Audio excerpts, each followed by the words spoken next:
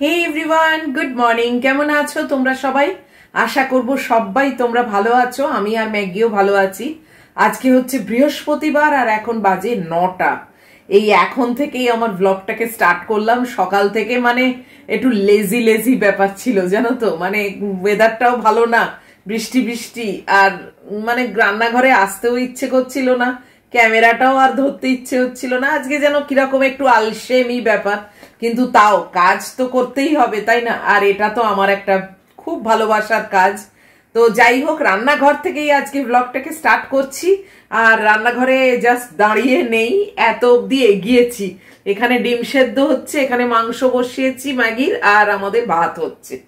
আজকের মেনু হচ্ছে উচ্ছে ভাতে দিয়েছি আগেই, হয়েও গেছে, আর পোস্ত, আর এই যে ডিম সেদ্ধ আছে, বাস এই আমার হয়ে যাবে। আর রাত্রির বেলার চাউমিন কালকে হয়নি, জানো। সকালে যদি ব্যবস্থা করে না রাখি, আমি বুঝে গেছি আমি রাত্রিরে আর কিছু পারি না। তো সেই কারণে আজকে সকালবেলাই করে রাখবো, নাহলে আর রাত্রিরে না এই রোজ মুড়ি ফুড়ি এইসব আর ভালো লাগছে না খেতে। আর খাওয়াটাও ঠিক না, না মানে যদিও হ্যাঁ হালকা খাবার, কিন্তু তাও একটু আধটু তো প্রপার ডিনারও করতে হয়। তো তাই জন্য আজকে চাউমিন করব। আর একটা চিকেন বার করে রেখেছি, একটু তন্দুরি মশলা দিয়ে ম্যারিনেট করে রেখে দেবো। রাত্রির বেলা ওইটা শুধু জাস্ট ফ্রাই প্যানে বসিয়ে দেবো, যাতে তন্দুরি হয়ে যায়। তো আজকে একটু ইয়ামি খাবার আর কি, সকালের থেকেই ব্যবস্থা করে রাখবো, না হলে ও মাংসও হবে না রাত্রিরে, চাউমিনও হবে না রাত্রিরে। মানে সন্ধেবেলা মানে ঘর থেকে বেরিয়ে না, সে ঘুমোই না ঘুমোই যাই করি, কিন্তু মানে শুয়ে তো থাকি।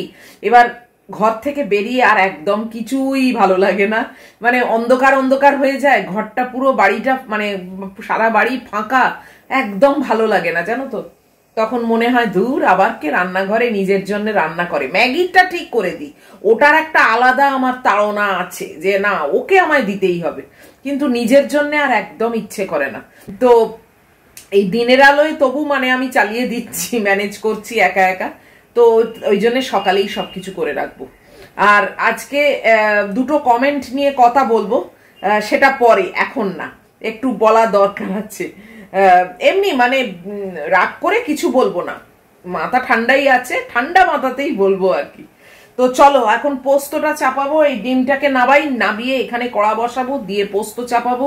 আমার পায়রা সন্তান খেয়েই যাচ্ছে। আর ম্যাগুকে দেখাচ্ছি,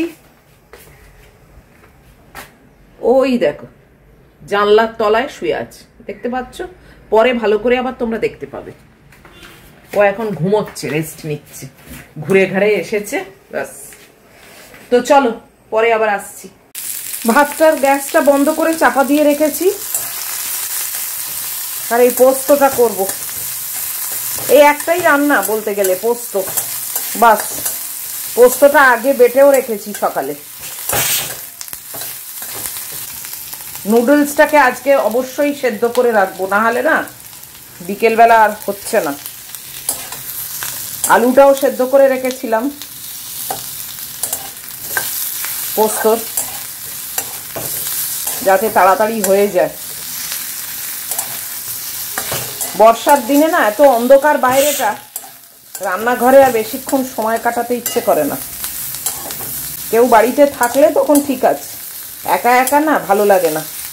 ম্যাগিটাও ঘুমোচ্ছে ওখানে, আর বলতে গেলে আমি একা।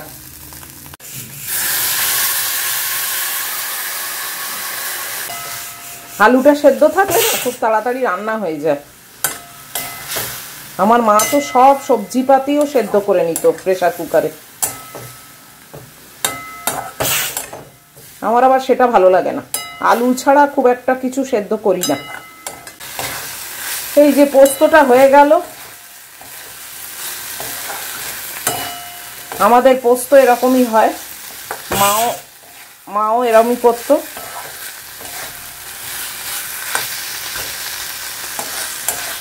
কোনো ঝোল ঝোল থাকবে না, মাখা মাখা, আবার এর বেশিও শুকনো হবে না। এই যে পোস্ত রেডি হয়ে গেল, আর এখানে উচ্ছে ভাতে মানে উচ্ছেটা সেদ্ধ করে মেখে রেখেছি একটু সর্ষের তেল আর নুন দিয়ে। তো এই আমার রান্না। আর এখানে তো ডিম আছেই সেদ্ধ করা, একটা ম্যাগির একটা আমার। এই যে নুডলটা সেদ্ধ হতে দিয়েছি, এইটা হয়ে গেলে তারপরে আমার ওটস বসাবো। আজকে খুব দেরি হয়ে গেছে। খুব দেরি হয়ে গেছে আজকে, ওই গুড্ডির সঙ্গে একটু চ্যাটিং চুটিং চলছে। আজকে ওদের দুজনকার জন্মদিন, তো তোমরা জানি অনেকেই জানো যারা আমার সঙ্গে প্রথম থেকে আছো। তো আজকে মনটা একটু ভারাক্রান্ত তো আছেই আমার, যে কারণেই আমি আসলে সকাল থেকে মানে কাজে এগোতে পারছিলাম না। যাই হোক, সব কিছুকেই তো মেনে নিতে হয়, তাই না? আর মেনে নেওয়াটাই হচ্ছে আমার মনে হয় ম্যাচিওরিটি। তো যেখানে হাত পা ছুঁড়ে কোনো লাভ নেই, সেখানে মেনে নেওয়াটাই হচ্ছে বুদ্ধিমানের কাজ। তো ভালো থাকুক, সুস্থ থাকুক, এটাই লোকনাথ বাবাকে বলছি, যে তুমি সব সময় ওদেরকে আগলে রেখো। তো এইটা বলা ছাড়া মা হিসেবে আজকে আমার আর কিছুই করার নেই। তো যাই হোক, এইটা হয়ে গেলে একটু ওয়েট করি। ওর সঙ্গে মেসেজিং হচ্ছে, আজকে একটু আর্লি বাড়ি চলে এসেছে। তো কিছুই নয়, ওদের এই সবেমাত্র এখন রাত্রির 12টা ক্রস করলো। তো আমি উইশ করলাম, 12টা হওয়া অবধি ওয়েট করছিলাম। আমার তো কখন 12টা সে আগের মানে কালকে রাত্রিরেই হয়ে গেছে, কিন্তু যতক্ষণ না ওদের ওখানে 31টা আসছে না ততক্ষণ তো উইশ করে কোনো লাভ নেই। তো তাই আর কি, যাকগে চলো, মন ভার করে তো কোনো লাভ নেই। ডিমের খোলাটা ছাড়াই আর ওটসের ব্যবস্থা করি, ততক্ষণে এটা সেদ্ধ হয়ে যাবে। এই যে নুডলটা সেদ্ধ হয়ে গেছে, একটু অয়েল মাখিয়ে এই কৌটোয় রেখে দিলাম, তৈরি করব রাত্রিরে। এই নুডলটা আটা নুডল হলে হবে কি দারুণ টেস্টি, জানো তো? তোমরাও কিন্তু কিনে ট্রাই করতেই পারো, খুব টেস্টি এটা। এটা রাত্রিরে একটু তন্দুরি করব, তার জন্য এই মশলা মাখিয়ে রাখছি। একটাই চিকেন লেগ পিস আছে, কিছুই না, ওই তন্দুরি মশলাটা জাস্ট মাখিয়ে রেখে দিচ্ছি। এই কাজটা এগোনো থাকলে না তবে রাত্রিরে কিছু হয়, না হলে আর খাওয়াও হয় না, করাও হয় না।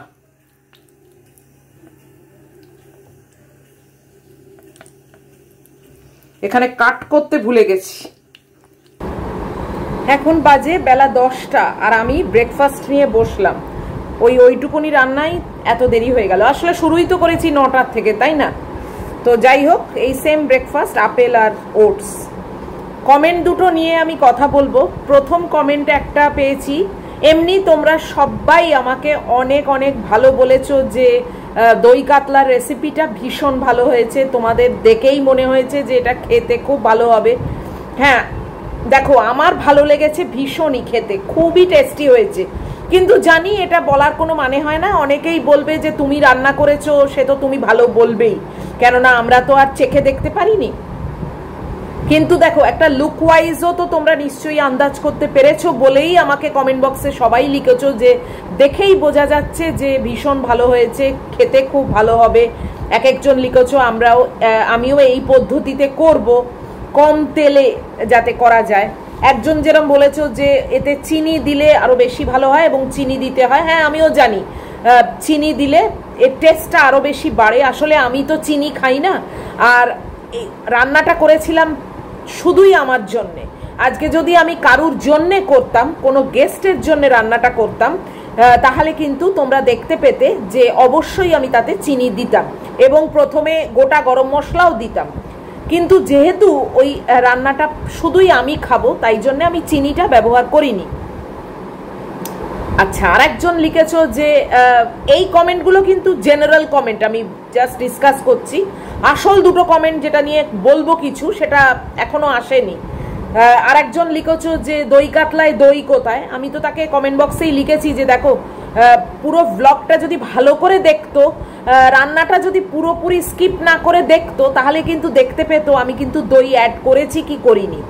তো একটু ভালো করে দেখে যদি কমেন্টটা করো তোমরা, তাহলে তোমাদেরও আর লজ্জায় পড়ে যেতে হয় না, আর ভুলভাল কমেন্ট করতে হয় না, আর আমারও পড়ে ভালো লাগে। তো যাই হোক, সেসবগুলো ছেড়ে দাও, এগুলো তো জেনারেল কমেন্ট। এবার দুটো কমেন্ট, যে দুটো নেগেটিভ কমেন্ট এসছে, দেখো পজিটিভ কমেন্ট নেগেটিভ কমেন্ট সবই আসবে, সবারই অধিকার আছে, এটা একটা পাবলিক প্ল্যাটফর্ম, তাতে লিখবার। তো সেটা নিয়ে আমার কোনো ব্যাপার না, আমি সেটা নিয়ে যে বিরক্ত প্রকাশ করছি তাও নয়। একমাত্র আমাকে যদি কেউ গালাগালি দিয়ে লেখে বা ফালতু একদম কথা লেখে, মানে বেকার লো স্ট্যান্ডার্ড কথা, তখনই আমি ব্লক দিয়ে দিই। আদারওয়াইজ ঠিক আছে, নেগেটিভ কমেন্ট তো আসবেই। একটা হাতের 5টা আঙুল তো আর এক মানে সেম হয় না। তো যাই হোক, তো একজন লিখেছ ফালতু রেসিপি। দেখো, এটা রেসিপি অ্যাকচুয়ালি নয়, রেসিপি বলেছি বটে, কিন্তু এটা তো আমার কুকিং চ্যানেল নয় যে আমি প্রপার রেসিপি হিসেবে ইনগ্রিডিয়েন্টস সাজিয়ে দেখাবো। আর বাই দ্য ওয়ে, সেই কথাটা কিন্তু আমি মেনশনও করে দিয়েছিলাম যে আমি যেহেতু এটা আমার কুকিং চ্যানেল নয়, তাই জন্যে আমি রেসিপি হিসেবে কিন্তু এটা দেখাচ্ছি না। আমি ডেলি ভ্লগে দেখো আজকে পোস্তও দেখিয়েছি, আলু পোস্ত করা। আমি জানি মানে বেশিরভাগ মানুষই সবাই জানে কি করে আলু পোস্ত করতে হয়, তো আমি আলু পোস্ত করাও যেরকম দেখাই, আবার উচ্ছে মাখছি সেটাও দেখাই। তো মানে this is a daily vlog, daily lifestyle vlog. আবার ডেলি লাইফস্টাইল ভ্লগ মানে আমি যা করছি সেটাই দেখাই। এবার দেখো, আমি যেহেতু একা থাকি, বিশাল একটা কোনো কর্মকাণ্ডের মধ্যে থাকি না, তাই জন্যে আমি যা রান্না করি সেটাই আমার ভালো লাগে তোমাদের সঙ্গে শেয়ার করতে, সে যাই হোক। তো যেরকম ডালও শেয়ার করি, তো সেই রকমই ভাবলাম যে দই কাতলাটা তো ইউজুয়ালি আমার হয় না, তো সেটা যখন করছি সেটা তো নিশ্চয়ই তোমাদের সঙ্গে একটু শেয়ার করব। আর আমার মনে হলো দেখো, অনেকে নতুন রাঁধুনি আছে, অনেকে অনেক বাচ্চা বাচ্চা মেয়ে যাদের নতুন বিয়ে হয়, তারা যদি দেখে তাদের মানে ইচ্ছে হতেই পারে যে এত মানে সহজভাবে দেখাচ্ছে, ট্রাই করে দেখি। তো সেই হিসেবেই আমি এই রেসিপিটা শেয়ার করেছি। এবার যে লিখেছো ফালতু রেসিপি, তার কাছে হয়তো এটা ফালতু লেগেছে, সে হয়তো ননভেজ খায় না, কিংবা হয়তো দই কাতলা পছন্দ করে না, যে কোনো কারণেই হোক ফালতু রেসিপি লিখেছে, কিংবা হয়তো সে কোনো কারণে নিজের একটা কোনো জ্বালাকে উগরে দিয়েছে, একটা ঝাল ঝেড়ে দিয়েছে, এটাও হতে পারে। তো সেটা নিয়ে আমার কোনো প্রবলেম না, কেননা আমার পরিবারের যারা আছে, যারা সত্যি মানে যাদের জন্যে আমি এগিয়ে যাচ্ছি এবং যাদের জন্যে আমি এই পরিবারটাকে ভালোবাসি এবং কিছু দেখাতে আমার ইচ্ছে করে, তারা কিন্তু সবাই আমাকে ভালোই বলেছে। তো ওই একজন দুজন ফালতু লোক ফালতু রেসিপি তো লিখবেই, বলো, সেটা নিয়ে আমার কোনো মাথা ব্যথা নেই, কেননা ফালতু রেসিপির কথা ফালতু লোকই লিখতে পারে। যাই হোক, তো ওই ফালতু লোকের ফালতু কমেন্টের কথা ছেড়েই দিলাম। আর একজন লিখেছে যে মাছটা ভালো করে ভাজা হয়নি। বাই দ্য ওয়ে, আমি কিন্তু প্রথমেই বলে দিয়েছিলাম দই কাতলার মাছ কিন্তু কড়কড়ে লাল করে ভাজা হয় না। আচ্ছা, আমার খুন্তি ধরাটাও নাকি ঠিক নয়, মানে মনে হয় যেন আমি খুন্তি ধরতে জানি না। এবার দেখো, আমার তো কেউ ক্যামেরা করে দেওয়ার নেই, আর আমার ওই গ্যাসের ওভেনের যে বার্নারটা, সেটা তোমরা আগে অনেকেই হয়তো নজর করেছো যে বার্নারের ওপরে যখন আমি কড়াটা বসাই বা অন্য কোনো বাসন বসাই, একটু না নড়বড় করে। সেটা আমারই মানে গ্যাস ওভেনের বার্নারের প্রবলেম। অরিজিনাল বার্নারগুলো আমার খারাপ হয়ে গেছিলো, তারপর আমি লোকাল কোম্পানির কিনে লাগিয়েছি, যে কারণে 100% ওটা ফিটিংস নয়, তাই জন্যে না একটু নড়বড় নড়বড় করে। তো সেটার জন্য আমি কড়াতে যখন খুন্তিটা চালাই এবং সাঁড়াশি দিয়ে চেপে ধরি, তখন কিন্তু খুন্তি কি করে চালাতে হয় সেইটা হয়, ঠিক মতো হয়। এবার এক হাতে যখন আমার ফোন ক্যামেরা যেটা, সেটা আমি ধরি এবং এক হাতে আমি যখন খুন্তিটা নাড়ি, তখন না অনেক সময়তেই কড়াটা না নড়বড় নড়বড় করে এবং সেটা রীতিমতো একটা অ্যাক্সিডেন্ট হয়ে যাবার ভয় থাকে, অন্তত আমার থাকে। যদি কড়াটা আমার গায়ে মানে উল্টে যায়, তাহলে কিন্তু একটা সাংঘাতিক কাণ্ড ঘটে যাবে। তো নিজেকে প্রোটেক্ট করাটা আমার মনে হয় সর্ব আগে দরকার। তাই জন্যে আমি খুব বুঝে শুনে আলতোভাবে খুন্তিটা নাড়ি, এবং সেই নাড়াটা হয়তো জোরদার নাড়া হয় না, ইচ্ছাকৃতই সেটা জোরদার নাড়া হয় না। তবে দুটো বাচ্চাকে জন্ম দিয়ে বড় করেছি তো একা একা, খুন্তি নাড়তে কি করে হয় সেটা আমার মনে হয় আজকে আমাকে আর শেখাতে হবে না। কেননা তাদের খাইয়ে পরিয়ে আমি রান্না করে খাইয়ে পরিয়েই মানুষ করেছি, বড় করেছি, তো সেই বিদ্যেটা আমার মনে হয় আছে। রান্নার কোয়ালিটিটা আমি বলছি না, বাট খুন্তি ধরে কি করে নাড়তে হয় আমার মনে হয় আমি সেটা জানি। যেটা জানি সেটা তো বলবোই, বলো। তো এটা গেল একটা। আর রান্নাটাও ঠিকঠাক হয়নি, মানে তার মনে হলো পুরো ব্যাপারটা নিয়েই খুব প্রবলেম। সে প্রবলেম থাকতেই পারে, বলো, মানে কার কি প্রবলেম সেটা তো বিশ্লেষণ করে আমার ভিডিওর টাইমটা বাড়ানোর কোনো মানে হয় না। তো যাই হোক, ঠিক আছে, সেটা কোনো ব্যাপার না। ওই দুটো নেগেটিভ কমেন্ট এসছে, তোমরা চাইলে কিন্তু কমেন্ট বক্সে গিয়ে দেখে নিতে পারো, কেননা আমি তাদের নামগুলো মনেও নেই আর প্রপার নামও নেই মনে হয়, জানি না আছে কিনা, মানে মোটামুটি আমার মনে নেই আর মনে রাখার চেষ্টাও করিনি, ওটা আবার আমার প্রবলেম। আমি সবার নাম অত মনে রাখতে পারিও না। তো যাই হোক, যাদের ইচ্ছে হবে তারা কমেন্ট বক্সে গিয়ে চেক করে নিও, কমেন্ট দুটো কিন্তু আছে। তো এই হলো ব্যাপার। আর বাকিরা আমাকে খুব খুব ভালো বলেছো।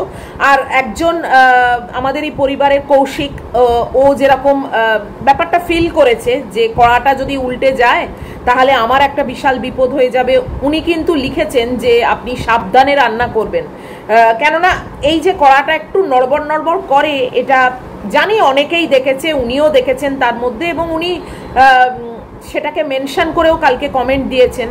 তো এটাই হচ্ছে পরিবার, আমার মনে হয় যে খুব ভালো ব্যাপারটা না বলতে চাইলেও অ্যাটলিস্ট ভালো কথা কিছু যদি লেখা যায় তাতে খুব একটা নিজের এফার্টও দিতে হয় না, কিন্তু মানুষটা যে কতটা ভালো সেই পরিচয়টা পাওয়া যায়। এবং সেইভাবেই তো আমি মানুষকে চিনি, বলো, মানে তোমাদেরকে চিনি। আমি পার্সোনালি তো কাউকে চিনি না, আমি পার্সোনালি ওই দু একজন তিনজন যাদের সঙ্গে আমি মিট করেছি তাদেরকেই চিনি, আদারওয়াইজ আমি কারুকেই চিনি না। তো সেইখান থেকে তোমাদের এই কমেন্টের মাধ্যমেই আমি কিন্তু তোমাদেরকে চিনি, তোমাদের সঙ্গে আমার একটা বন্ডিং তৈরি হচ্ছে, এবং যারা যারা আমার সঙ্গে পথ চলছো আমাদের এই মুন আনলিমিটেডকে সঙ্গে নিয়ে, তারা আমার খুব কাছের মানুষও হয়ে গেছো। আবার যারা এরকম টাইপের কমেন্ট দেয়, নেগেটিভ কমেন্ট, তাদেরকেও কিন্তু চিনছি আমি, তাদেরকেও যে চিনছি না তা না। তো যাই হোক, কৌশিককেও অনেক থ্যাঙ্কস যে আপনি এত খুঁটিয়ে দেখেছেন এবং আপনি আমাকে সাবধান করেছেন। সত্যি এই সাবধান করাটাও কিন্তু দরকার, এবং এই সাবধান মানে কেউ যে আমায় করলো এটাও কিন্তু আমার ভীষণ ভালো লাগলো, কেননা আমাকে সত্যি আজকের দিনে সেইভাবে সাবধান করার মতো আমার মা বাবা কেউই নেই। আপনি যে সেই জায়গা থেকে এই সামান্য ব্যাপারে আমাকে সাবধান করেছেন এটা রিয়েলি হার্ট টাচিং। তো যাই হোক, আর বাকিরাও সবাই খুবই ভালো বলেছো। তবে আমি পার্সোনালি বলবো যে যাই মনে করো না কেন, রান্নাটা কিন্তু দারুণ হয়েছিল। আমি দুদিন একদম আঙুল চেটে খেয়েছি। তাই তোমরা যারা চাও তারা কিন্তু ওইভাবে কম তেলে যদি রান্নাটা একবার বাড়িতে ট্রাই করো, তোমাদের কিন্তু লস হবে না। তোমরা কিন্তু দেখবে বাড়ির লোক ভালো করেই খাবে এবং ভালোও বলবে। চলো, অনেকক্ষণ কথা বলেছি, এইটাই বলার ছিল আমার দুটো কমেন্ট নিয়ে আর তোমাদের সবার কমেন্ট নিয়ে। তো তাই সেটা বললাম। এখন আমি খুব ফ্রি লাগছে নিজেকে। কালকের থেকেই ভাবছিলাম উত্তরটা দেবো বা তোমাদের কাছে এটা প্রকাশ করব, কিন্তু যতক্ষণ না আজকের ভিডিওটা স্টার্ট করছি সেটা সম্ভব হচ্ছিল না। তো এখন স্টার্ট করে সেটা বললাম। Now I am feeling relaxed, free. তো এবার আমি আপেল খাবো। ম্যাগুকে দেখিয়ে দিই, তখন ওখানে শুয়েছিল, আবার খাটের তলায় ঢুকেছিল, আবার ওখানে ছেঁচাচ্ছিল, দেখানোর সুযোগ হয়নি। দেখিয়ে দিই। আজকে সকালে গা ছেড়ে দিয়েছি, এত এত লোম উঠছে জানো, মনসুন সিজন তো, যাদের গায়ে লোম আছে সবার ওঠে। বাপি দেবু ওরাও বলে, বাকি যাদেরকে ঘোরায় সব বলে এত এত লোম উঠছে। যাই হোক, চলো ম্যাগিকে একবার দেখিয়ে দিই। এই যে আমার মেয়ে শুয়ে আছে, দেখেছ? এখানে ওর ঠান্ডা জল, সেই জল দেখছে না কি করছে ওই জানে। ম্যাগিকে দেখিয়ে দিয়েছি। সমানে বৃষ্টি হচ্ছে জানো।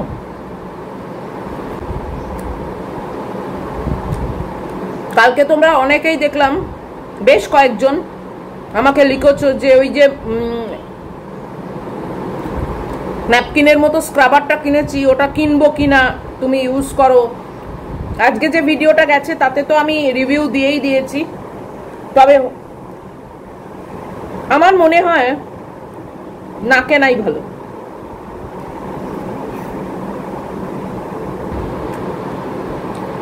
মানে কি বলতো, ওটা যদি তোমরা না কেনো তোমরা কিছু মিস করবে না, এইটুকু বলতে পারি। তারপরেও যদি ইচ্ছা হয় তোমরা কিনতেই পারো অবশ্যই। দু একজন বলেছো ভীষণ ভালো, খুব ভালো কাজ হয়। হ্যাঁ, আমি তো বললাম খুব ভালো কাজ হয় যদি কাঁচের বাসন মাজো, মানে যে কোনো বাসন যাতে কোনো খাবার আটকে থাকবে না, এরকম বাসন হলে খুব ভালো, খুবই ভালো। কিন্তু আমাদের বাঙালি রান্নায় একটু আধটু জিনিস যদি আটকে থাকে, সেইটা কিন্তু ওইটা দিয়ে হয় না, তখন আমার স্টিল উল দরকার। আর সব থেকে ভালো আমি যেটা বললাম, আমার মা যেটা করতো, হেমা দিয়েও লিখেছে, ওই ট্যাবলেটের যে রান্তাগুলো হয় না, ওই রান্তা দিয়ে ঘষবে, দারুণ পরিষ্কার হয়। যাকে চলো,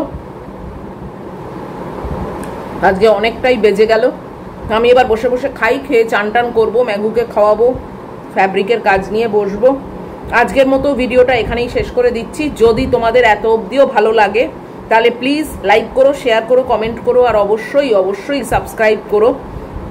দেখা হবে নিশ্চয়ই আবার পরের ভিডিওতে। টিল দেন তোমরা খুব সাবধানে থাকবে, ভালো থাকবে। Love you all.